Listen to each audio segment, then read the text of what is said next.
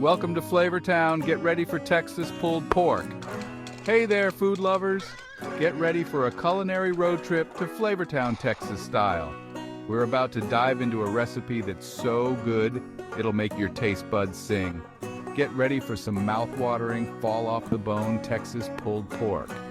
This recipe is a real crowd pleaser and perfect for any occasion. So fire up your slow cookers, grab your ingredients, and let's get this flavor party started. Before we embark on this delicious journey, let's gather our trusty ingredients. Trust me, this is going to be good. 1 4 to 5 pound boneless pork shoulder. You can trim some of the fat, but leave a little for flavor. 1 tablespoon olive oil, 1 teaspoon salt, 1 teaspoon black pepper, 1 teaspoon smoked paprika, 1 teaspoon garlic powder, 1 teaspoon onion powder, 1 cup chicken broth, and 1/2 cup barbecue sauce. Your favorite kind, of course. Now that we have our ingredients, let's fire up those slow cookers and get this flavor train rolling.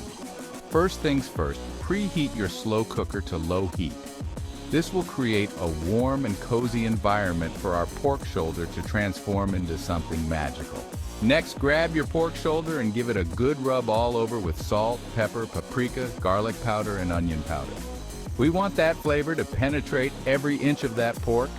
Heat the olive oil in a large skillet over medium-high heat. Sear the pork shoulder for about 2 to 3 minutes per side, just to give it a nice golden brown crust. This step will lock in all those delicious juices.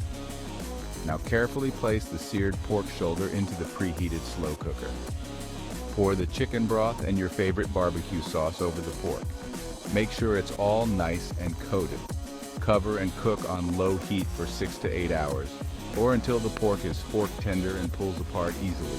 Trust me, the aroma in your kitchen will be absolutely divine. Section 4, shredding and serving. Time to unleash the flavor. All right, folks, the moment we've all been waiting for. The pork is cooked to perfection, and it's time to shred and serve this masterpiece. Carefully remove the pork from the slow cooker and transfer it to a large cutting board. Let it rest for a few minutes to cool slightly. Now, using 2 forks, shred the pork into tender, juicy pieces. You can make it as chunky or as fine as you like. Once shredded, return the pork to the slow cooker and toss it in the remaining sauce. This will ensure every strand is coated in that finger-licking goodness. Now comes the fun part. Serve this flavor-packed pulled pork on toasted buns with your favorite coleslaw, pickles, and a drizzle of extra barbecue sauce. Section 5, leftovers? Not a problem. Storing and reheating like a pro. Let's be real.